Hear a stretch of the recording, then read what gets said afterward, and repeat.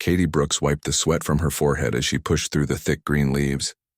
The jungle on planet Kepler 442c was hot and sticky.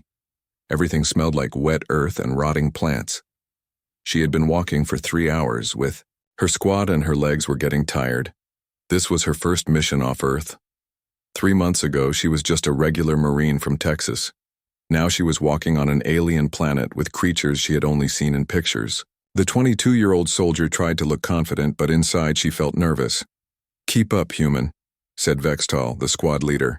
He was a Zephyrian, which meant he looked like a giant lizard walking on 2 legs. His green scales were covered in scars from many battles. "We need to reach the old mining site before dark." Katie nodded and quickened her pace. Behind her walked Kryn, an insectoid warrior with 4 arms and black shiny skin. His compound eyes never stopped moving, always watching for danger. The last member of their squad was Holix, a crystalline being whose body looked like walking glass.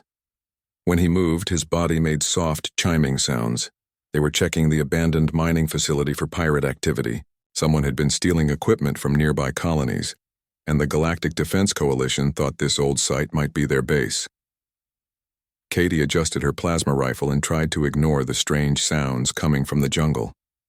Something was howling in the distance, and she could hear the buzzing of insects as big as her fist. On Earth, she had trained in forests and swamps, but this place felt completely alien. "Stay alert," Vextal whispered. "The scanners are picking up something ahead." The squad moved carefully through the undergrowth. Katie could see the rusted metal structures of the old mining site through the trees. The buildings were covered in vines and moss. Large holes in the walls showed where the jungle had started to reclaim the facility. They were almost at the edge of the clearing when everything went wrong.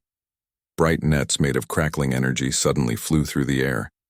Katie tried to dodge, but the plasma net wrapped around her body and sent electric shocks through her muscles. She fell to the ground, unable to move. Her squad members were also trapped. Vextal was struggling against his net, but the energy field was too strong. Kryn's 4 arms were pinned to his sides, and Holix's crystal body was flickering with dangerous sparks. Loud laughter echoed through the jungle. From behind the old buildings, a group of aliens emerged. They were all different species, but Katie could tell they were pirates by their mismatched armor and weapons. The leader was huge. He stood over 7 feet tall and had 4 powerful arms. His skin was gray and bumpy like a toad's, and when he opened his mouth, Katie could see rows of sharp teeth. This was a Gorvanian, one of the most feared species in the galaxy. Well, the Gorvanian said in a deep voice. "What do we have here? A little scouting party from the Coalition?" He walked over to Katie and looked down at her with yellow eyes. "And what is this tiny thing? I have never seen a species so small and weak." The other pirates laughed. There was a red-skinned alien with tentacles for arms, a creature that looked like a walking tree, and several others Katie did not recognize. "That's a human, Captain Thrax," said the red-skinned pirate. "They're the new species that just joined the Coalition. I heard they come from a world with only one sun." Thrax bent down and poked Katie with one of his thick fingers. Humans? These soft pink creatures? What were the Coalition thinking, sending babies to fight pirates? Katie tried to speak, but the plasma net was still sending shocks through her body. All she could do was glare at the giant alien. "Look at this," Thrax continued, enjoying himself. "No claws, no armor plating, no natural weapons. Just soft skin and tiny teeth. On my homeworld, we would use these creatures as snacks for our children." The pirates laughed again. One of them, a creature with 6 legs and a mouthful of fangs, stepped closer to Katie. "I bet if we poke it hard enough, it will start crying like a baby." "Please," Vextal said weakly from his net. "Leave her alone. She is just a recruit." "Oh, the lizard wants to protect the little human," Thrax said mockingly. "How sweet. Tell me, Reptile, why did your people agree to work with such pathetic creatures? Are you so desperate for soldiers that you take anyone?" Katie felt her face burning with anger, but she forced herself to stay quiet. She watched the pirates carefully, counting their weapons and noting their positions. Her training had taught her to always look for weaknesses, even when captured. "I heard humans are the biggest cowards in the galaxy. said the tree-like alien. "They run away at the first sign of danger.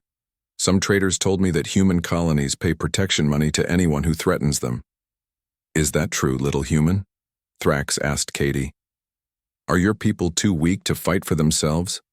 The red-skinned pirate laughed. "Look at her. She's so scared she can't even speak. This is going to be easier than I thought." Katie's squad members looked at her with worried expressions. They had never worked with humans before this mission, and she could see doubt in their eyes. Maybe the pirates were right. Maybe humans were too weak for this kind of work. But Katie remembered her training. Her drill sergeant had always said that being underestimated was sometimes an advantage. Let the enemy think you were weak. Let them make mistakes because they didn't take you seriously. "Load them up," Thrax ordered his crew. "We'll take them to the ship and contact the coalition. I'm sure they'll pay good money to get their precious soldiers back." As the pirates started preparing transport devices, Katie noticed something strange. The jungle around them was getting quieter. The constant buzz of insects was fading away. Even the howling in the distance had stopped. She looked at her alien squad members. Vexitel's scales were changing color, which happened when Zephyrians sensed danger. Kryn's compound eyes were moving frantically, and Holix's crystal body was glowing with a nervous light. Something was coming through the jungle. Something big enough to make every other creature go silent. Katie felt a chill run down her spine, but it wasn't from fear. It was from anticipation. She had a strange feeling that the pirates had made a very big mistake by capturing them here. The real danger was just beginning. 3 weeks before Katie's capture, a message traveled through the dark corners of the galaxy. It moved from one criminal hideout to another, whispered in back rooms of space stations and shared in the secret channels pirates used to communicate. The message was simple but frightening. Stay away from human territories. On the mining world of Zirion 7, something impossible had happened. Jake Miller, a human engineer, was working alone to repair broken machinery when a pack of razor wolves attacked him. These creatures were known throughout the galaxy as killing machines. They had metal-hard claws and teeth that could bite through steel. No one had ever survived a razor wolf attack, but Jake Miller did not just survive. Within 3 days, the entire pack was following him around like pet dogs. Security cameras showed the wolves bringing him food and sleeping near his workstation. When other workers arrived, the wolves would position themselves between Jake and any potential threat. The mining company's alien supervisors could not believe what they were seeing. For years, they had lost dozens of workers to razor wolf attacks. Now the most dangerous predators on the planet were acting like guard animals for one small human. Dr. Kelvin Zort, a Mantillian scientist, studied the security footage for weeks. He sent reports to the Galactic Science Council, but they dismissed his findings as impossible. "Razor wolves cannot be tamed," they said. "The human must be using some kind of technology." But Jake Miller had no special equipment. He worked with basic tools and showed no fear of the creatures that had terrorized the mining operation for decades. Similar reports started coming from other worlds. On Research Station Omega-12, scientist Lisa Barnes had solved a problem that had cost the station millions of credits. For 5 years, the station had been overrun with creatures called void rats. These aliens were the size of house cats but had acid for blood and could chew through any known material. The station had tried everything. They used poison, traps, energy weapons, and even hired professional exterminators. Nothing worked. The void rats just kept multiplying and destroying equipment. Then Lisa Barnes arrived. She was a young biologist from Earth, sent to study the station's ecosystem. Within 2 weeks of her arrival, the void rat problem was completely solved, but not in the way anyone expected. The creatures had not been killed or driven away. Instead, they had organized themselves into a helpful colony. Security footage showed them actually repairing damaged equipment and keeping the station clean. They followed Lisa around and seemed to understand her simple commands. Station Commander Yexhai, a veteran Thalorian officer, sent an urgent report to his superiors. "The human female has accomplished what our best specialists could not," he wrote. "The void rats now serve as maintenance crew. I do not understand how this is possible. The most disturbing report came from Tartarus 9, the galaxy's most secure prison planet. This world housed the most dangerous criminals and creatures in known space. The prison guards were all specially trained warriors from the toughest species in the galaxy. But even these experienced fighters lived in constant fear of the prison security system. In the deepest levels of Tartarus 9, they kept creatures too dangerous to kill, but too violent to release. These monsters had killed hundreds of guards over the years. When the first human guards arrived on Tartarus 9, everyone expected disaster. Humans looked so weak compared to the massive Krolgarian warriors and armored Xenthan soldiers who normally worked there. Captain Rex Vorthak, the Krolgarian prison commander, assigned the humans to the safest sections. "Keep the soft ones away from the dangerous levels," he ordered. "They will not last a day down there." But the humans kept requesting transfers to the lower levels. They wanted to work in the areas other guards avoided. Against his better judgment, Captain Vorthak eventually allowed 3 human guards to work in level 15, where they kept a creature called the Bone Render. The Bone Render was a nightmare made real. It stood 12 feet tall, had claws like swords, and could tear apart reinforced steel walls. It had killed 17 guards in the past year alone.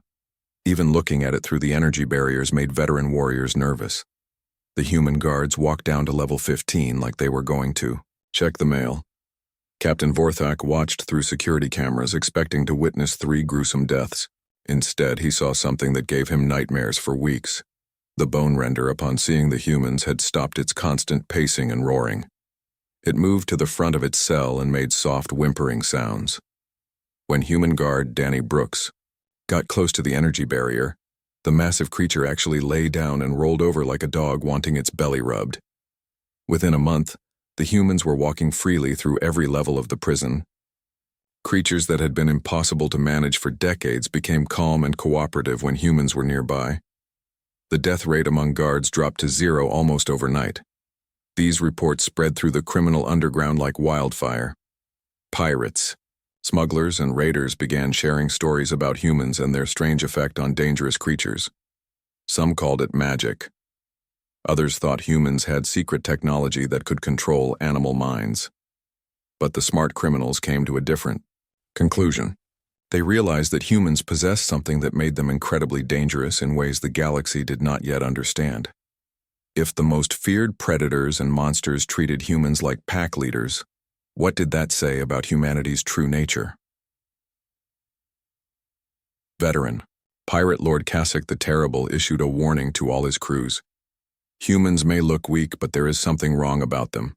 They make friends with things that should eat them. Until we understand what they are really capable of, we avoid human space. Many other criminal leaders gave similar orders. Raids on human colonies stopped almost completely. Pirates who had operated for decades without fear began going around human territories instead of through them. But this information traveled slowly through the Outer Rim territories. Captain Thrax and his crew had been operating in the far edges of the galaxy, hitting remote targets and staying away from major trade routes. They had never encountered humans before and knew nothing about the growing legends. As Thrax supervised the loading of his new prisoners, he had no idea that his mockery of the small human female might be the last mistake he ever made. He did not know that something in the jungle around them was already responding to Katie's presence. The reputation that had made other pirates flee in terror was about to reveal itself in the most dramatic way possible. The silence started slowly. At first, Katie thought she was imagining it. The constant buzz of insects that had filled the jungle air began to fade. One by one, the sounds of the alien forest disappeared. Katie lay trapped in her plasma net, but her ears were working perfectly. She had grown up hunting in the Texas woods with her father, and he had taught her to listen to what the forest was telling her. "When everything goes quiet, Katie," he used to say, "that means something big is coming." The howling creatures in the distance stopped their calls. The chirping of bird-like animals went silent. Even the rustling of small creatures moving through the leaves came to an end. The jungle was holding its breath. Captain Thrax was busy organizing his crew. "Get the transport pods ready," he ordered. I want these prisoners on our ship within the hour. The red-skinned pirate with tentacle arms was checking his equipment. Should we contact the coalition now, Captain? Let them know we have their people? Not yet, Thrax replied. First we get them secure on the ship, then we make our demands. None of the pirates seemed to notice that the jungle around them had become completely quiet. They were too excited about their easy capture and the money they would make. But Katie's alien squad members were starting to show signs of worry. Vextal's green scales were slowly changing to a darker color. This happened when Zephyrian sensed approaching danger. His reptilian ancestors had developed this warning system millions of years ago. Kryn, the insectoid warrior, was trying to move his compound eyes to scan the jungle around them. His species could see heat signatures and movement that other aliens missed. What he was seeing through the trees was making him very nervous. Holex, the crystalline being, was starting to glow with a pale blue light. His people could sense vibrations through the ground, and something very large was moving through the jungle toward them. The vibrations were getting stronger. Katie felt it too, a faint trembling in the earth beneath her. Something heavy was walking through the forest, and it was coming their way. She could also smell something new in the air. It was a wild, dangerous smell that made the hair on her arms stand up. Captain, said one of the younger pirates, a creature that looked like a walking skeleton. Something doesn't feel right. The jungle is too quiet. Thrax looked around for the first time and noticed the silence. He frowned but shrugged his massive shoulders. So what? Maybe the local animals are afraid of our weapons. That's good for us. But the tree-like pirate was starting to look worried. His species was connected to plant life, and he could sense when forests were in distress. Captain, the trees are telling me something is wrong. Something big is moving through the jungle. You and your tree talk, Thrax laughed. Stop being nervous about nothing. Katie watched as her squad members became more and more agitated.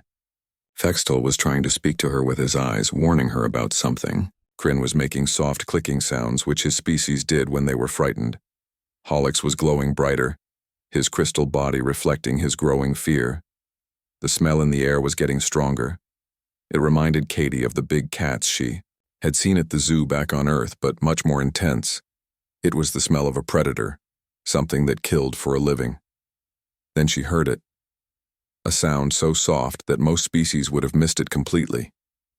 But humans had evolved to hear the footsteps of predators, even when those predators were trying to be silent. Pad, pad, pad. Something with large paws was walking through the jungle. Each step was careful and quiet, but Katie could hear it getting closer. Whatever was making those sounds was very big and very good at hunting. The skeleton-like pirate suddenly froze. Captain, my sensors are picking up a massive life form. It's moving toward us through the trees. Thrax finally stopped what he was doing and looked at his equipment. His yellow eyes went wide when he saw the readings. That can't be right. This thing is showing as 12 feet long and weighing over 800 pounds. What species could be that big? Asked the red-skinned pirate. The tree-like alien's voice was shaking when he answered. Shadow cat. It has to be a shadow cat. Every pirate in the group went completely still. Even Captain Thrax looked frightened. Shadow cats were legends throughout this part of the galaxy. They were the perfect predators, hunters that had never been successfully captured or killed. Shadow cats don't come near sentient beings, Thrax said, but his voice was not as confident as before. They avoid all intelligent species.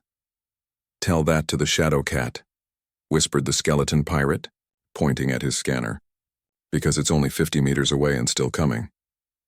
Katie could feel her heart beating faster, but it was not from fear. Something deep inside her, some instinct she did not understand, was telling her that she was not in danger. The approaching predator was not coming to hurt her. The footsteps were getting louder. Pad, pad, pad. Whatever was walking through the jungle no longer cared about being quiet. It was confident, moving with the easy grace of something that had no natural enemies. Vextal was making soft hissing sounds, which Zephyrians did when they were terrified. His scales had turned almost black. Kryn had stopped moving entirely, playing dead like his species did when faced with overwhelming threats. Holix was glowing so brightly that he was hurting everyone's eyes. The pirates were raising their weapons, but their hands were shaking. Plasma rifles that had seemed so powerful a few minutes ago now looked like toys compared to what was coming through the trees. "Stay calm," Thrax ordered, but his own voice was cracking. "Shadow cats are just animals. Our weapons can handle one animal." But Katie knew better. She had read the reports about shadow cats during her training. They were not just animals.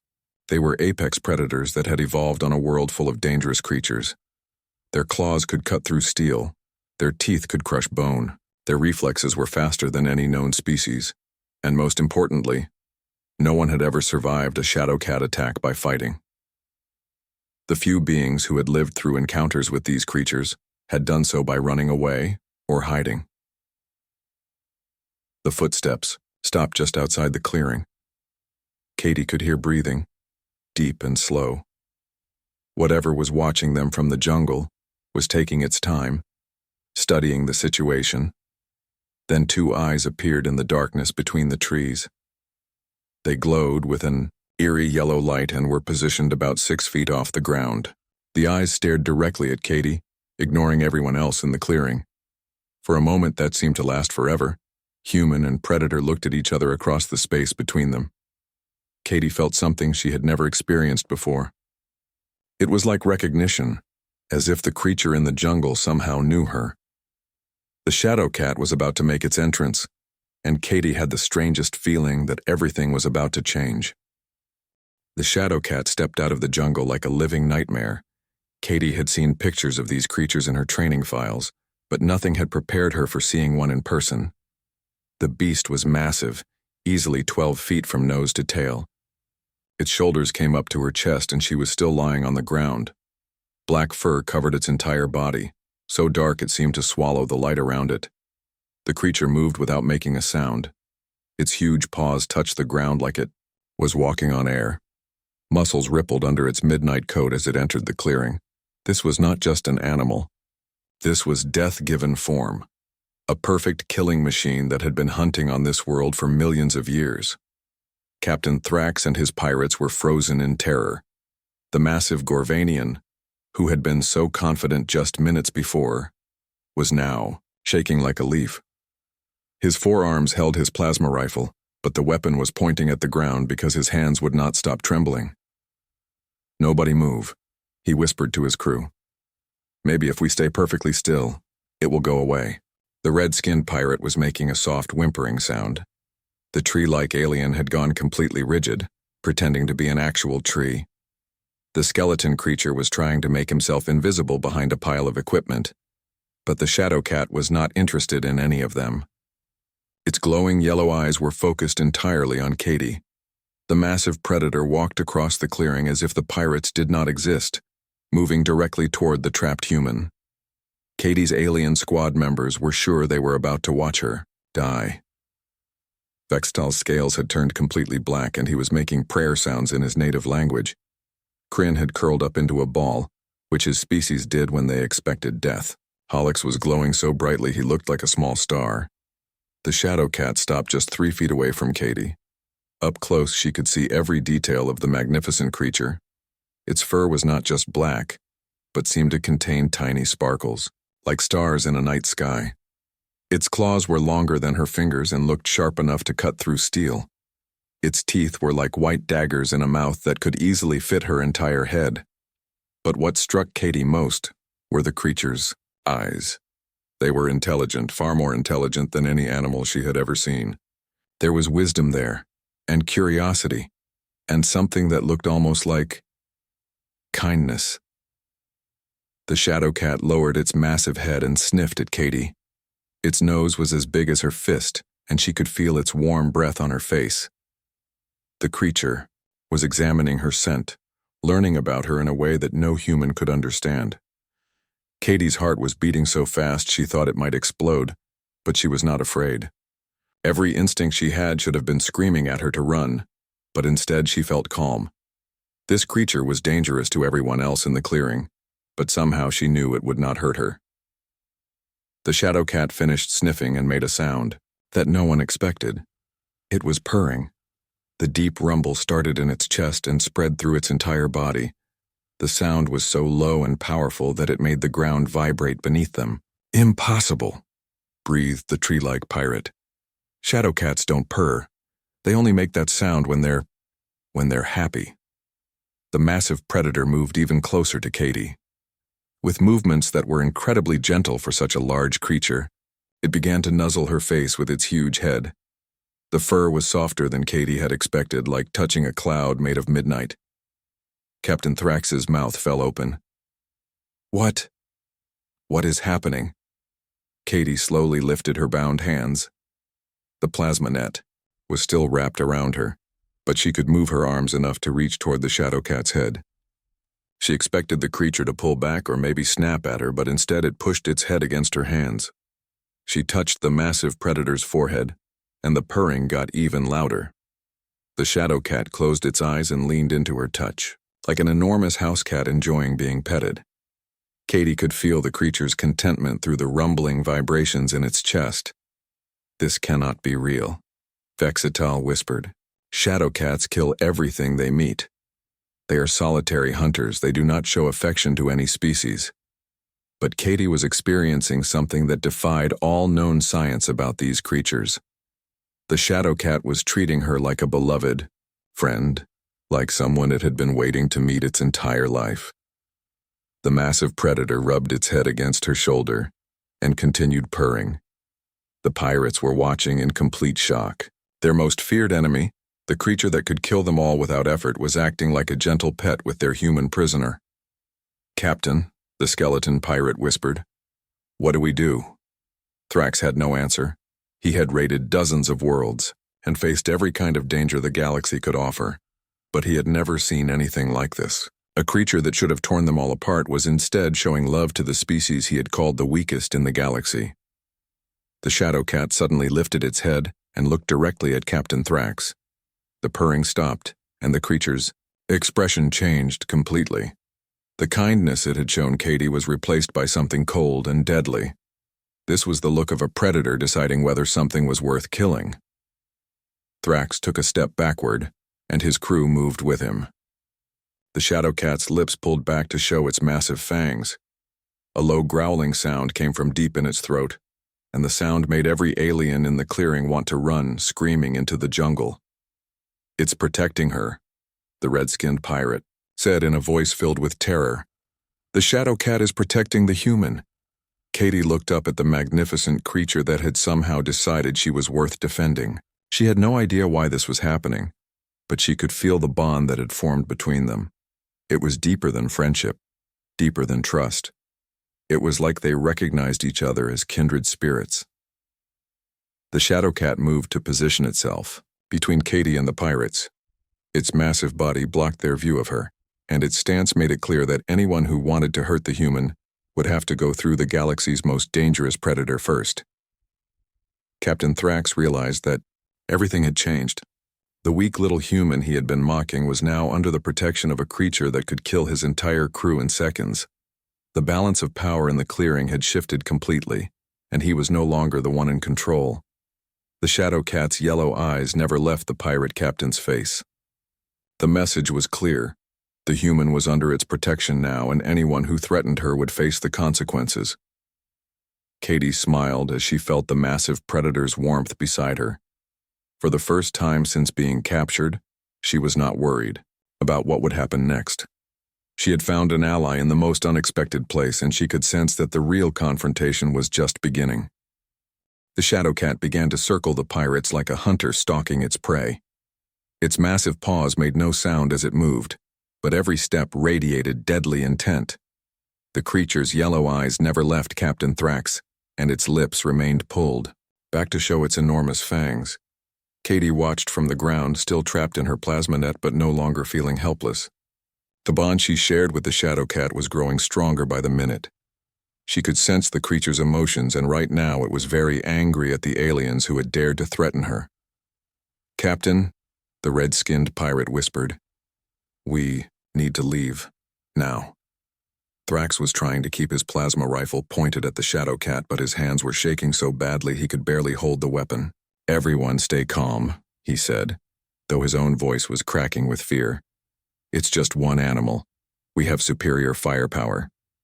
The shadow cat stopped moving and stared directly at the Gorvanian captain. Then it did something that made every pirate in the clearing want to run screaming into the jungle. The massive predator's fur began to shimmer and change color, matching the jungle around it perfectly. Within seconds, the shadow cat had become almost invisible. Only its glowing eyes remained clearly visible, floating in the air like twin stars. This was the adaptive camouflage that made shadow cats the most feared hunters in the galaxy. "Where did it go?" the skeleton pirate cried out, spinning around frantically. "It's still here," Katie said calmly. "Shadow cats don't run away from fights." All the pirates turned to look at her in surprise. They had forgotten that their prisoner could speak. "You," Thrax snarled at Katie. "What do you know about these creatures?" Katie smiled, and for the first time since being captured, she felt completely confident. "I know that shadow cats are perfect hunters. I know they're smarter than most people think, and I know that you just made a very big mistake." "What mistake?" Thrax demanded. "You threatened someone it decided to protect," Katie replied. "Shadow cats don't forgive threats to their pack."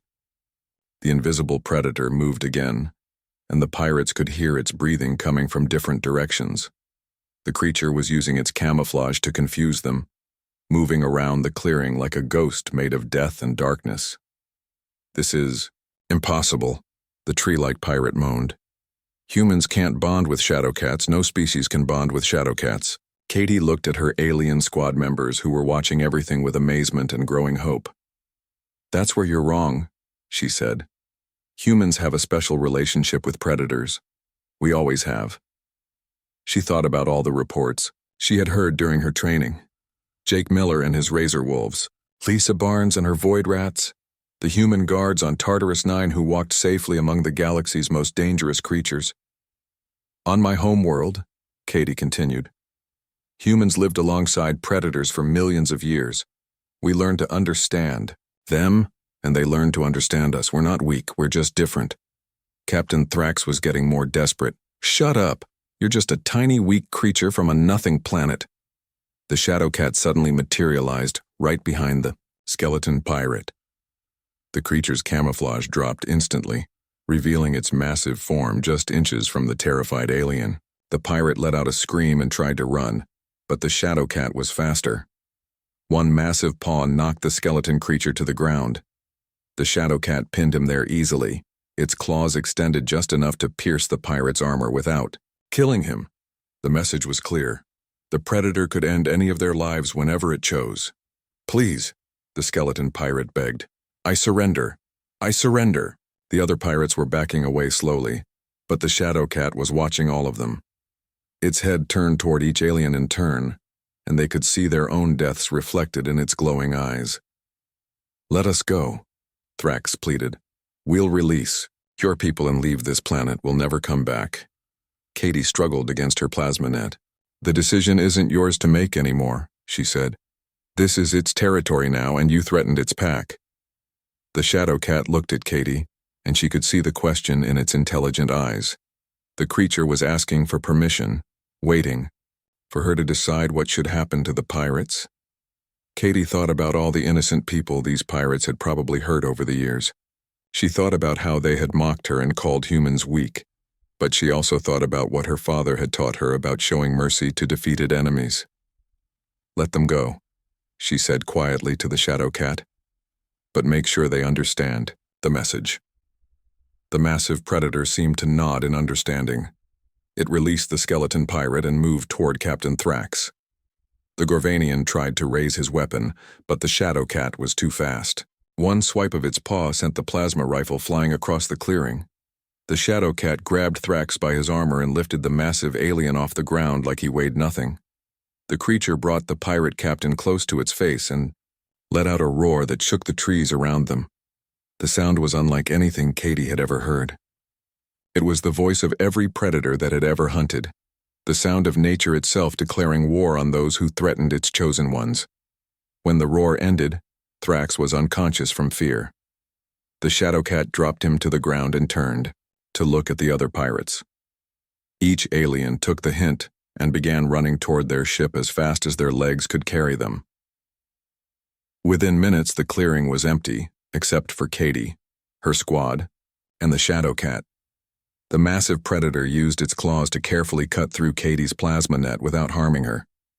As soon as she was free, Katie stood up and hugged the creature's massive head. "Thank you," she whispered into its soft fur.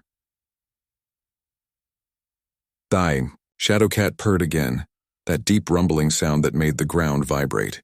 It nuzzled Katie gently, then began freeing her squad members from their nets. Vextile, Kryn, and Holix watched in amazement as the galaxy's most feared predator helped them like a trained rescue animal. When they were all free, the alien soldiers looked at Katie with new respect. "How did you know it would help us?" Vextile asked. Katie smiled and scratched behind the Shadowcat's ears. The massive creature closed its eyes and leaned into her touch like a contented house cat. "Humans understand predators," she said simply, "and they understand us. We're not the weakest species in the galaxy. We're just the newest one that apex predators want to protect." As they prepared to call for rescue, Katie reflected on what had happened. The pirates would spread the word about what they had seen. Soon every criminal in the galaxy would know that humans had allies they never expected. The Shadowcat stayed with them until their rescue ship arrived. Before it disappeared back into the jungle, the massive predator touched its nose to Katie's hand one last time. It was a promise that if she ever needed help again, she would not be alone. Katie watched the magnificent creature vanish into the trees and smiled. The galaxy was about to learn that humans were not weak at all. They were the species that monsters chose to love.